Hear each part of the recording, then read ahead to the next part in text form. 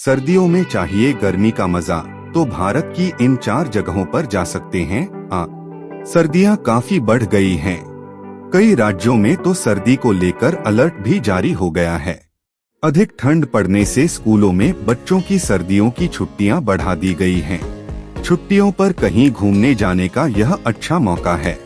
लोग घर से निकलना तो चाहते हैं, परिवार, बच्चों या दोस्तों के साथ कोई मजेदार ट्रिप भी प्लान करना चाहते होंगे, लेकिन सर्दी तो हर जगह है।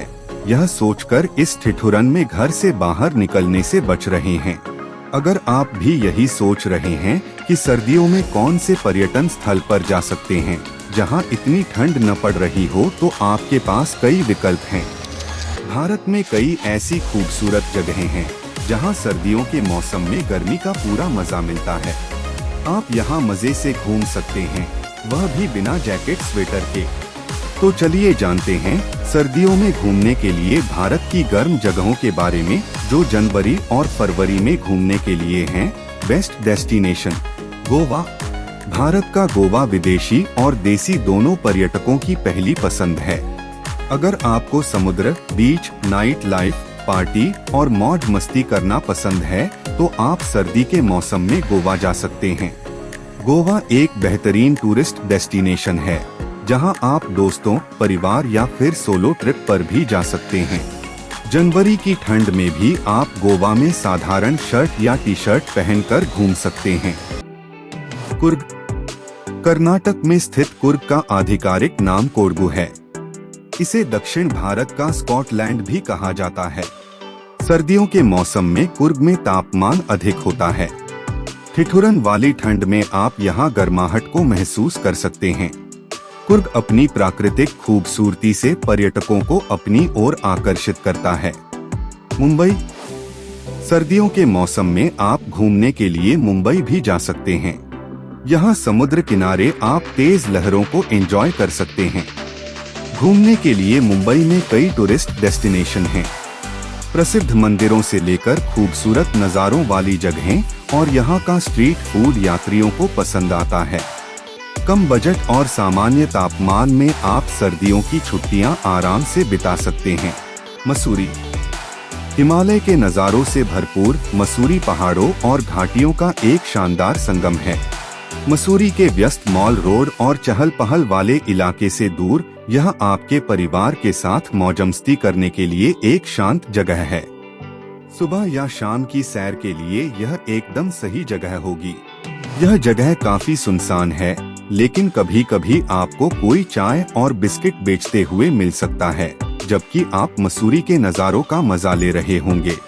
आगंतुक अक्सर रास्ते में मौजूद खूबसूरत पेरगोला में से किसी एक पर परिवार के साथ तस्वीरें लेते हैं। अगर आप प्रकृति प्रेमी हैं, तो मसूरी में दर्शनीय स्थलों की यात्रा मसूरी की इस प्रसिद्ध सड़क से शुरू कर सकते हैं। क्या आप साइकिल से मसूरी की सैर का आनंद लेना चाहेंगे? कैमल बैक रोड पर किराए पर साइकिलें उपलब्ध हैं। अगर किस्मत अच्छी रही तो किताबों के शौकीन लोग महान लेखक रस्किन बॉन्ड की एक झलक पा सकते हैं। मसूरी दशकों से इस प्रतिष्ठित लेखक का घर रहा है।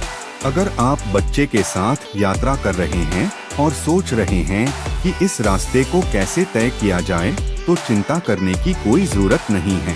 अपने बच्चे को साथ ले जाने के लिए स्ट्रॉलर किराए पर लिए जा सकते हैं। बस सुनिश्चित करें कि वह गर्म कपड़े पहने हुए है और आप जाने के लिए तैयार हैं। 2 नाथू ला दर्रा।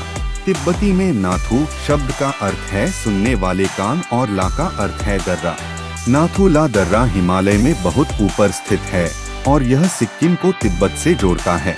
नाथूला दर्रे का भारतीय व्यापार और अर्थव्यवस्था में बहुत बड़ा योगदान है।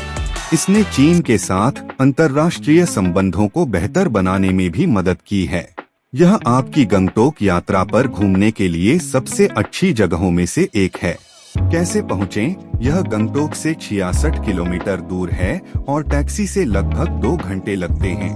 यात्रा का सर्वोत्तम समय मई से अक्टूबर तक। मुख्य आकर्षण: अगर आप बर्फ के प्रेमी हैं, तो आप भाग्यशाली हैं कि आपको यहाँ बर्फ से ढके क्षेत्र मिलेंगे। यह ट्रेकर्स और हाइकर्स के लिए एक विनम्र निवास है।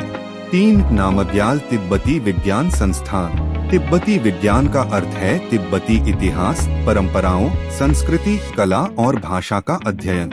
सिक्किम के 11वें चोग्याल सर ताशी नामग्याल के नाम पर बने इस संस्थान और संग्रहालय ने दुनिया भर से विभिन्न आगंतुकों और पर्यटकों को आकर्षित किया है।